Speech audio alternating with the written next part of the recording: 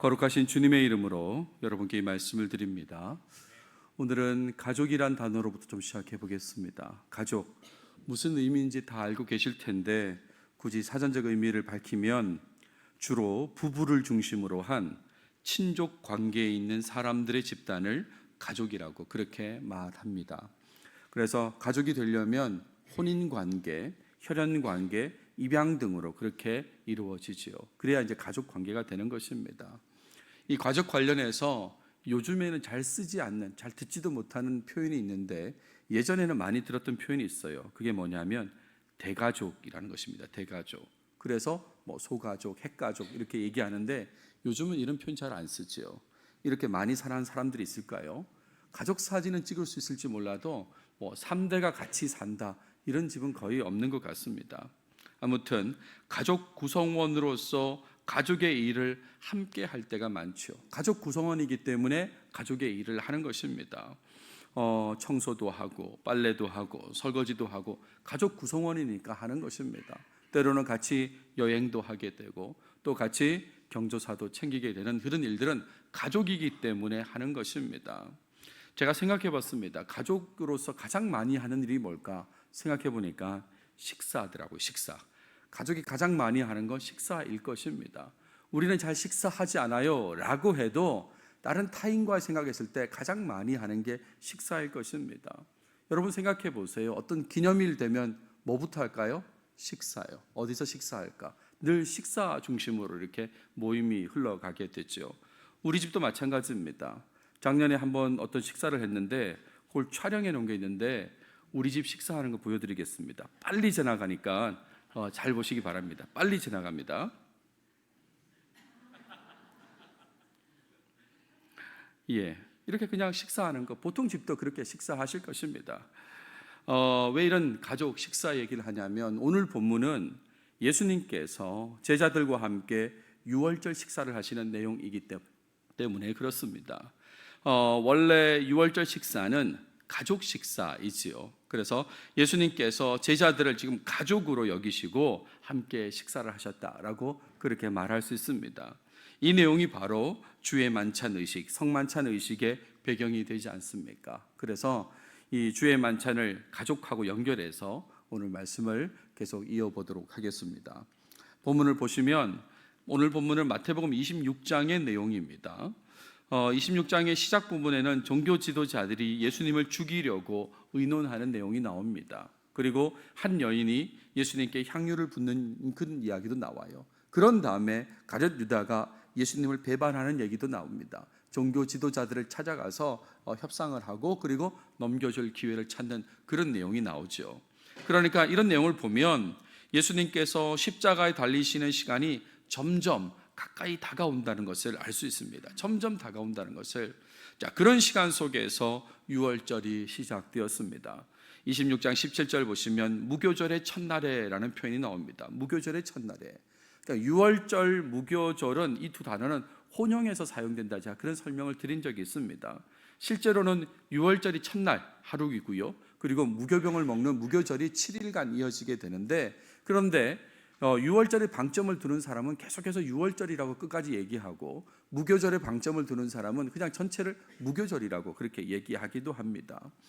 26장 19절 보시면 제자들이 예수께서 시키신 대로 하여, 여기서는 유월절이라고 되어 있죠. 유월절을 준비하였더라라고 그렇게 말하고 있습니다.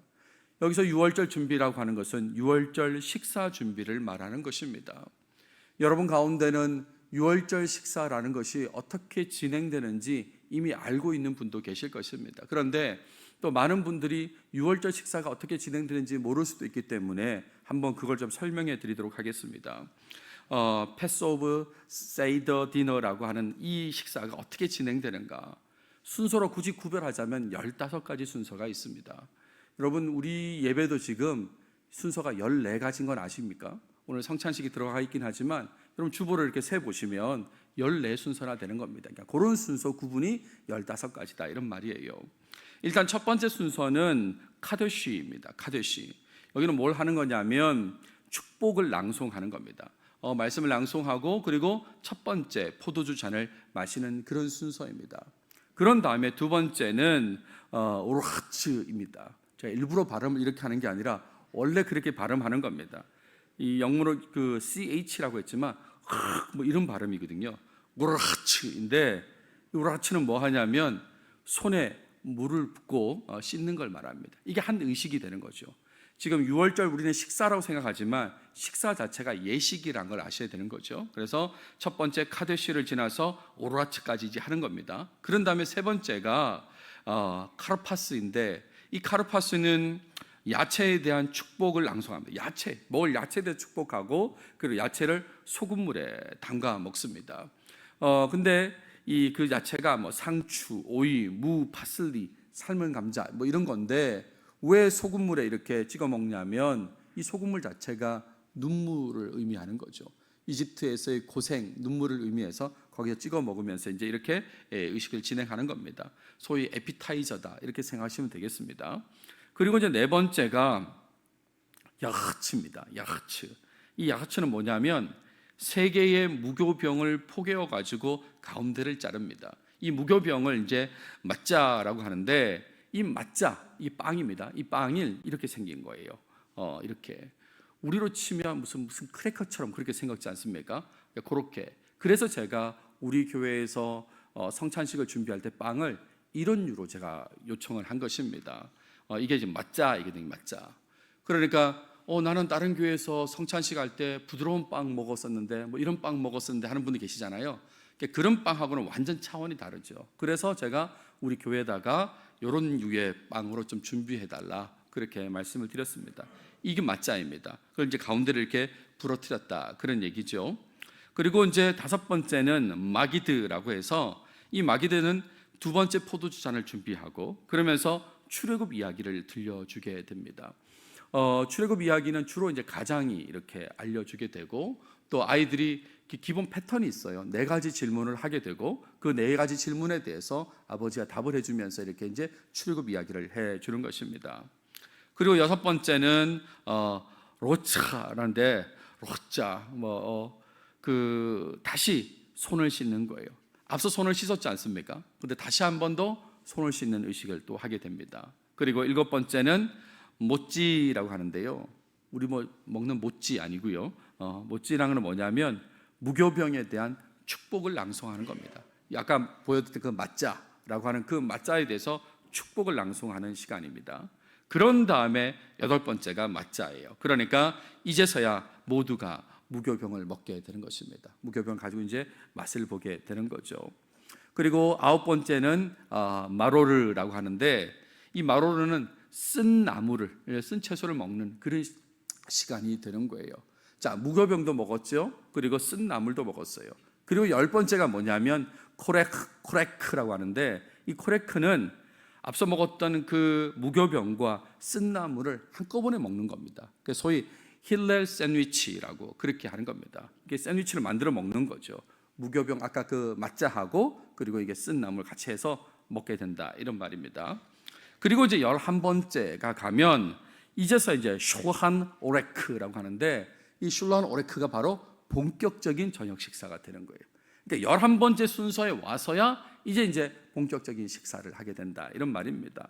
이런 식사가 주로 이제 6월절 식사가 되는데 6월절 본격적 식사가 시작되면 이 삶은 계란부터 이렇게 찍어서 먹는다고 그렇게 알고 있습니다. 그리고 나서 12번째가 짜푼이 되는데요. 이 짜푼이 뭐냐면 디저트로 아피코멘을 먹는 겁니다. 디저트로 아피코멘. 이 아피코멘을 좀 설명을 드리면 앞서 그 맞자를 쪼갰다고 그러지 않습니까? 쪼갤 때 정확하게 반으로 쪼개는 사람은 없어요. 쪼개면 큰 쪽이 나오고 작은 쪽이 나오거든요. 그래서 큰 쪽을 이렇게 남겨두는 것입니다. 때로는 이거를 숨겨놓기도 해요. 그래서 아이들 하여금 이렇게 찾게 만드는 그런 이제 게임처럼 하기도 하는데 아무튼 남겨놓은 쪽 그걸 이제 아피코멘이라고 그러고 그 아피코멘을 지금 이 시간에 후식으로 이제 먹게 된다 그런 얘기인 것입니다. 그리고 13번째가 이제 바레크이죠. 바레크. 세 번째 잔을 준비하고 축복을 또 낭송하는 그런 시간이 되는 거죠. 14번째는 할렐입니다. 할렐. 하나님을 찬양한 다음에 네 번째 잔을 마시게 돼요. 그러니까 6월절 식사, 6월절 예식에서 포도주 잔은 4번, 4잔을 마시게 된다는 것을 알 수 있습니다. 마지막 15번째는 니르자라고 하는데 이거는 뭐냐면 마지막 축복을 낭송하는 그런 부분이다라고 할 수 있어요. 꼭 그 사용되는 표현이 있는데 르시아나 하바하이 브 예루살렘이라는 표현입니다. 내년에는 예루살렘에서라는 표현이에요. 무슨 말인가 하면 내년에는 모든 유대인이 이스라엘에서 유월절을 기념하기를 희망합니다라는 그런 표현을 이제 얘기하면서 유월절 예식이 마무리된다 이런 말이죠.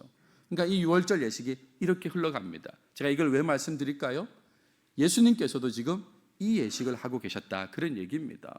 그냥 단순히 빵 드시고 포도주 드신 그런 식사가 아니라 지금 이런 유월절 예식을 예수님께서 행하셨다 그런 얘기죠. 본문으로 가면 유월절 식사 중에 제자들 가운데 한 사람이 예수님을 팔 것에 대해서 말씀하셨습니다. 너희 중에 한 사람이 나를 팔 거라고. 아마 이런 말씀을 하신 것은 11번째 슐라흐 오렉 그 시간이 아닐까. 본격적인 식사가 시작됐을 때에 그때에 예수님께서 너희 중에 한 사람이 나를 팔 거다 이렇게 말씀하신 걸로 여겨집니다. 그때 제자들이 확인합니다. 나는 아니죠 라고 확인하고 급기야 그 가룟 유다도 확인합니다. 랍비여 나는 아니죠. 사실 본인은 알고 있지 않습니까? 근데 이렇게 질문해요. 예수님의 마음은 매우 안타까우셨을 것입니다. 예수님도 알고 있고 본인도 알고 있는데 나는 아니지요 라고 하는 그런 질문을 하는 모습을 보면서 매우 안타까워하셨을 거예요. 그러면서 계속 유월절 식사가 진행이 됩니다. 17절에 그들이 먹을 때라고 하는 표현이 나오는데 아마 이 먹을 때라고 하는 것은 추정하건대 본격적인 식사 그 다음 12번째 짜푼 그러니까 그 아피코멘 이 디저트를 먹을 그 시간을 얘기한다라고 생각되고 또 이어서 13번째 마레크 이 그 축복을 하는 그 시간과 관련된 그러니까 세 번째 잔을 준비하고 축복하는 그 시간과 관련해서 오늘 우리가 읽었던 본문이 이제 언급되었다라고 할 수 있는 겁니다. 그러니까 지금 디저트를 먹습니다. 아피코멘을 이제 맛자를 먹고 세 번째 잔을 마시려고 하면서 축복의 말씀이 갈 때 그때 예수님께서 기존의 일상적인 예식을 멈추고 다른 의미를 말씀하셨다 이런 말이에요.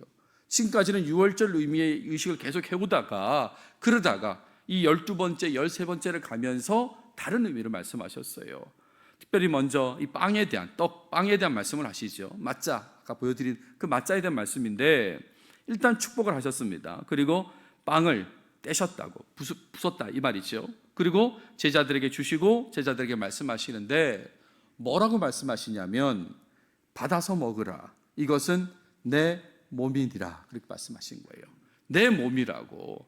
지금 유월절의 의미하고는 다른 거죠. 그 맛자를 주시면서 이건 내 몸이다. 내 몸이다. 그러니까 그 몸인 빵을 떼셨다는 거, 부쉈다는 것은 무슨 말입니까?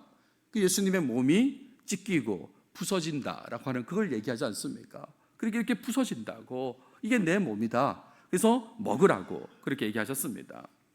두 번째는 잔에 대한 얘기죠. 포도주에 대한 얘기입니다.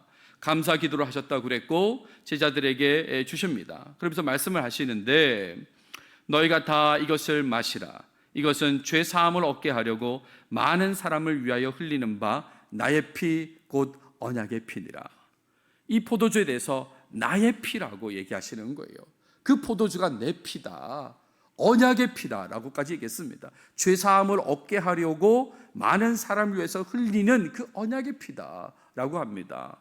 예수님의 피로 정결하게 되어서 죄 사함을 받아서 새로운 언약을 맺게 되었다는 거죠.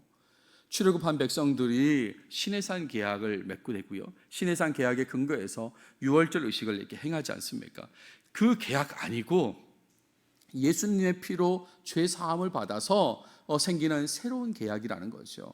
마태복음에는 나오지 않지만 누가복음에는 이 잔은 내 피로 세우는 새 언약이니라는 표현이 나옵니다.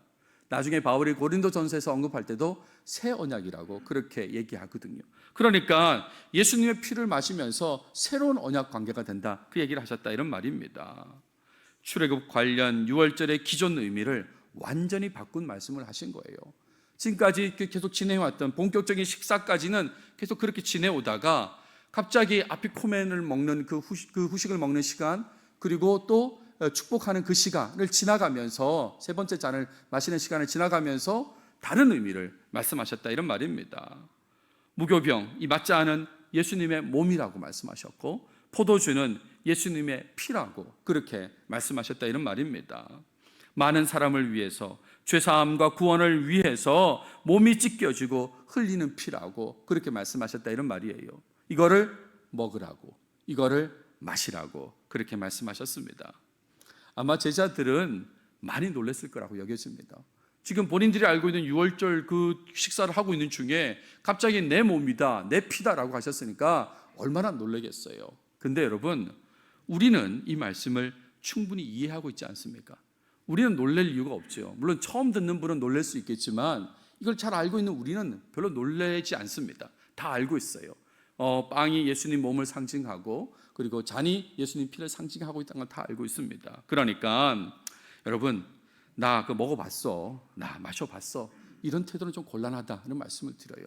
나 그쪽 교회 것도 먹어봤고 저기도 먹어봤고 저기가 더 맛있더라, 뭐 이런 얘기는 좀 곤란한 모습이다, 이런 말이죠. 먹어봤다 안 먹어봤다는 중요한 게 아닙니다. 성찬을 대한 경험을 통해서 예수님의 희생과 사랑에 집중하는 게 필요한 거죠. 이게 필요한 것입니다. 만약에 성찬을 대하는 것이 반복된다면 반복될수록 더욱 깊이 감사해야 되는 거죠. 아, 이게 예수님 몸인데, 부서진 예수님 몸인데, 이게 예수님 피인데 라고 하면서 예수님께 감사하는 마음을 가져야 된다, 이런 말이죠. 특별히 이 시간 강조하고 싶은 것은 말씀 서두에 드렸던 그 내용입니다. 유월절 식사는 가족 식사라는 거예요. 유월절 식사는 가족 식사라는 겁니다. 그 가족 식사 자리에 제자들을 부르셨고 빵과 포도주에 새로운 의미를 말씀하셨다, 이런 말이죠. 새로운 의미를 부여하시는 그 자리에 제자들을 두셨다, 이런 말입니다. 그러니까 이제부터는 예수님의 몸과 피를 먹고 마심으로써 한 가족이 된다는 것을 알려주신 것입니다.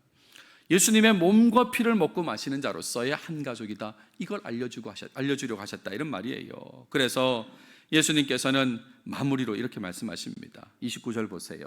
그러나 너에게 이르노니 내가 포도나무에서 난 것을 이제부터 내 아버지의 나라에서 새 것으로 너희와 함께 마시는 날까지 마시지 아니하리라 하시니라. 전체적인 내용은 마시지 않겠다, 이런 느낌처럼 보이지만 실상은요, 내 아버지의 나라, 하나님 나라에서 새 것으로 너희와 함께 마시겠다, 그 얘기인 것이죠. 이제는 하나님 통치 아래서 내가 새 것으로 마시겠다. 하나님의 나라, 하나님의 다스림, 그 통치 속에서 예수님의 몸과 피를 먹고 마신 그 가족과 함께 새로운 것을 하시겠다고 그렇게 말씀하시는 것이 마무리 내용이다, 이런 말입니다. 그래서 이런 내용으로 적용점을 말씀드리고 싶은 것은 성찬을 대할 때, 오늘도 대하게 될 텐데요, 성찬을 대할 때 예수님의 희생과 사랑에 감사할 뿐만 아니라 예수님의 가족으로 여겨주심에 대해서도 감사해야 된다는 말씀을 드립니다. 예수님의 몸과 피를 먹는 그런 존재가 예수님의 가족이거든요. 그러니까 예수님의 가족이 된 것에 대해서 감사해야 된다, 이런 말입니다. 여러분, 얼마나 놀랍습니까? 놀랍지 않아요? 예수님의 몸과 피를 먹고 마시면서 우리가 예수님의 가족이 되었다는 사실이 얼마나 놀라운 사실입니까? 이것에 감사하시길 바랍니다. 오늘 고난주일이 시작됐는데 이걸 시작으로 고난주간을 보내게 될 것입니다. 그러면서 예수님의 고난받으심으로 구원받은 자로서 예수님의 가족이 되었음에 깊이 감사하시는 여러분 모두가 다 되시길 바랍니다. 특히 나를 위해 찢기신 몸, 흘리신 피를 상징하는 빵과 포도주를 먹고 마실 수 있는 그 기회도 얻었다는 사실에 더욱 감사한 마음으로 살아가시길 바랍니다. 하나님께서 내게 성찬을 대할 수 있는 기회를 또 주셨구나, 이제 감사해야 된다, 이런 말이에요. 여러분 생각해 보세요. 사실 성찬과 전혀 관계없이 살아갈 수도 있었지 않습니까? 우리 인생이 이런 성찬, 주의 만찬과 전혀 관계없이 살 수 있는 그런 인생이었습니다. 그렇잖아요. 그런데 주님의 일방적인 은혜로 여기까지 온 거지 않습니까? 구원받은 자로서 성찬을 대하면서 예수님의 가족으로서 살아가게 되었다, 이런 말입니다. 주님의 일방적인 은혜로 그렇게 살아가게 되었다, 이런 말이에요. 이 사실을 확실히 믿으신다면, 그렇다면 정말 예수님의 가족답게 살아야 되는 거죠.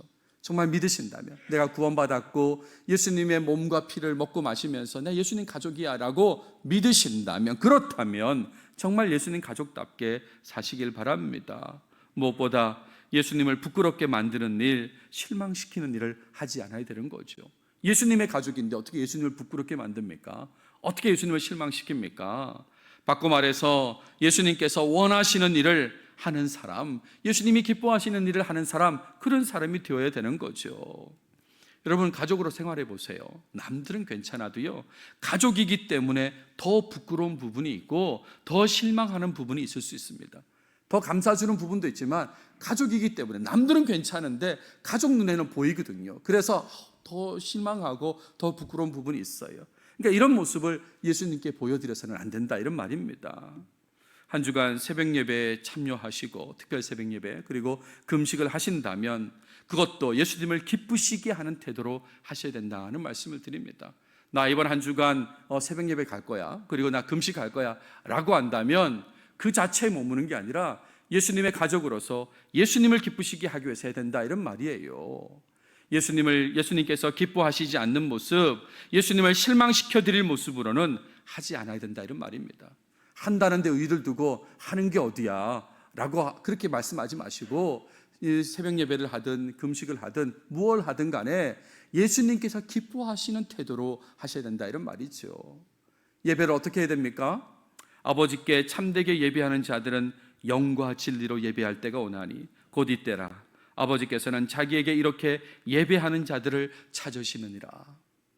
내가 그때 일어나 주는 게 어디야, 내가 새벽 예배 참여해 준다, 이런 거는 곤란한 거죠.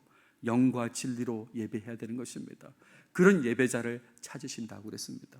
그 찾으시는 주님께서 우리를 위해서 십자가에 달려 죽으셨지 않습니까? 그러니까 이번 한 주간만큼은 내가 최선을 다해서 새벽 시간을 주께 드리겠다 라고 한다면 주님이 기뻐하시는 모습으로 해야 된다, 이런 말이죠. 금식하겠다고 결정하신 분도 있을 텐데 금식도 마찬가지입니다. 단순히 굶는 그런 금식이 아니라 주님께서 말씀하셨어요. 내가 기뻐하는 금식은 하루 종일 아무것도 물도 안 먹는 거다, 이렇게 말씀하지 않으셨어요. 흉악의 결박을 풀어주며 멍에의 줄을 끌어주며 압제당하는 자를 자유하게 하며 모든 멍에를 꺾는 것이 아니겠느냐라고 하셨어요. 그러니까 주님이 기뻐하시는 것은 금식하면서도 이웃을 사랑하는 모습, 그 모습을 원하신다, 이런 말이죠. 그러니까 주님이 기뻐하시는, 주님의 가족으로서 주님이 기뻐하시는 모습으로 이 한 주간을 보내야 된다 하는 말씀을 거듭드립니다. 예수님의 가족으로서 예수님을 기쁘시게 하기 위해서 늘 말씀드린 건데 올해도 말씀드리겠습니다. 적어도 미디어 금식만큼은 꼭 실천하시기 바랍니다. 주님께 집중하기 위해서 주님 오늘을 포함해서 오늘부터 한 주간 정말 미디어를 금식하겠습니다, 그런 모습으로 좀 사셨으면 좋겠어요. 제가 이거 관련해서 검색을 하다가 뉴스엔조의 오래된 기사를 하나 발견했습니다. 2016년 기사니까 한참 됐죠. 근데 제목만 보시면 바로 느낌 오실 겁니다. 이런 제목이 이래요. 미디어 금식 할 거면 제대로 하자. 할 거면 제대로 하자. 이걸 뭐 안 보는 것도 아니고 보는 것도 아니고 하면서 슬쩍슬쩍 금식을 위반하면서 가는 거 곤란하고, 아예 할 거면 제대로 하자, 제대로 하자. 여러분, 지금은 미디어를 금식할 때입니다. 지금은 미디어를 금식할 때입니다. 우리는 미디어로 금식합니다. 나는 미디어를 금식합니다. 이번 한 주간 그렇게 하겠습니다 라고 그렇게 좀 말하시고 실천하시면 좋겠어요. 그리고 예수님의 가족이 되었다면, 그렇다면 주위의 예수님의 가족들을 사랑하시기 바랍니다. 같은 예수님의 몸과 피를 먹고 마신 자지 않습니까? 같이 나만 먹은 게 아니라 같은 예수님의 몸, 같은 예수님의 피를 먹고 마신 자로서 예수님의 가족이 되었으니까 은혜에 감사한 만큼 더욱 사랑을 실천하시는 여러분들이 되시면 좋겠습니다. 예수님의 가족이라고 하면서도 예수님의 다른 가족을 무시한다, 이게 말이 됩니까? 같이 오늘 좀 이후에 성찬을 나누게 될 텐데 같은 성찬을 먹고 마셨음에도 불구하고 나 저 사람은 마음에 안 들어, 저 사람은 싫어 라고 한다면 이게 말이 되냐, 이런 말이에요. 여러분, 가족 행사를 생각해 보세요. 부모님의 특별한 날에 부모님을 잘 대접하려고 막 애를 쓰는데 한편에서 형제들끼리 싸워요.